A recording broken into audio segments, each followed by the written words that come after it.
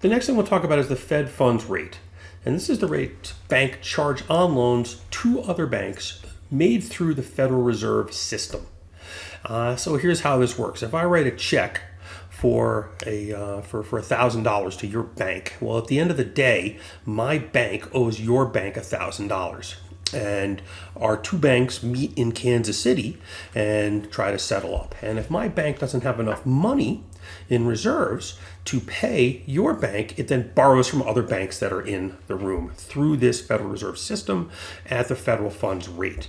And the Fed sets a rate that they would like these loans to take place. They call this a target rate, and it's really a 25 basis point range. And if it is the case that the rate that another bank is going to charge me to borrow is too high, the Fed will put more money in the system. They'll increase the money supply to lower this cost. And if the rate is too low and there's too much money in the system, I'm being charged too little to borrow, then the Fed will remove money through the system so that the rate I have to pay, the supply will be lower, the rate I have to pay will be higher. And so the Fed sets a target Fed funds rate. And then when the banks borrow and lend to each other to handle all these sort of cash transactions that have to take place at the end of the day, then the Fed sets this rate. So again, the Fed funds is the rate that banks charge on loans to other banks made through the Federal Reserve System.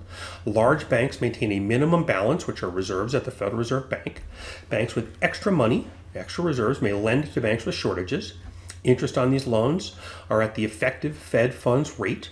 The Fed sets a target Fed funds rate, this 25 basis point range. The target rate has an upper and lower limit, and the Fed then conducts what are referred to as open market operations to increase or decrease the money available to borrow or lend to keep loan rates in this target range.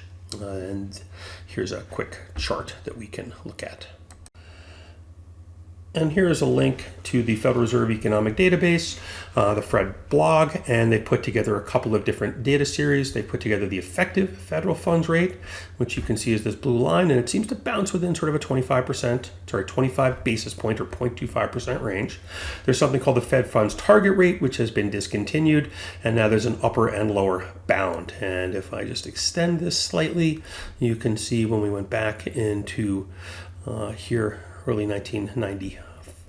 1990s, you can see they still had this target rate, and you can see that it bounced around a lot.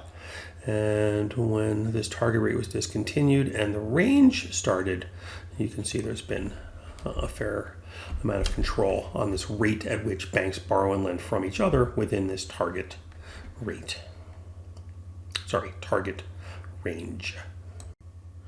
This is a link to the Khan Academy video on how open market operations work. I'll talk a little bit about this down here, but the first thing we need to do is talk about this idea of repos and reverse repos, and this stands for a repurchase agreement or a reverse repurchase agreement. And this is a structured borrowing and lending by banks and large corporations. These are loans that are collateralized by the security underlying this repurchase or reverse repurchase transaction. So here's how they work. Let's assume you want to borrow $1,000 for a week. And so I say, sell me your car for $1,000. And you also agree to buy it back from me for $1,010 in 1 week. Well, this is economically a $1,000 loan with a $10 interest payment over 1 week. And your car is the collateral. If you don't pay me, I get to sell your car. And so you can see that this is a loan with collateral where I have purchased the car from you. I own it. And so if you don't pay me back, I don't have to file bankruptcy stuff. I don't have to go try to get your assets. I already own the asset. So it's very easy for me to sell the collateral to get my money back. And so this is why a repurchase agreement is very popular, because the collateral is already owned by the lender and you don't have to go through bankruptcy proceedings. But instead of doing this over a week with a car, we do this overnight with a very marketable liquid security. So this repo transaction is a 1 week collateralized loan in which you are borrowing money and the collateral is transferred. A reverse repo is the same transaction, but in the other direction. Now you buy the collateral, and you pay me money, and then you sell it back from me, get money in a week. And so in this particular case, you are lending. And so if you are a bank and you're engaged in a repurchase agreement, then you're borrowing, more money is put into the system, the supply of money has increased, and interest rates go down. If this is a reverse repo and you're a bank and you are lending, then money is coming out of the system, the supply has gone down, and the rates have gone up.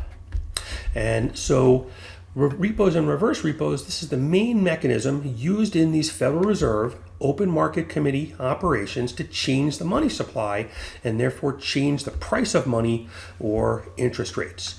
And so again, if the Fed is interested in having banks borrow from each other at a lower rate, this would lower all of the subsequent loans, interest rates on all the loans that the banks make.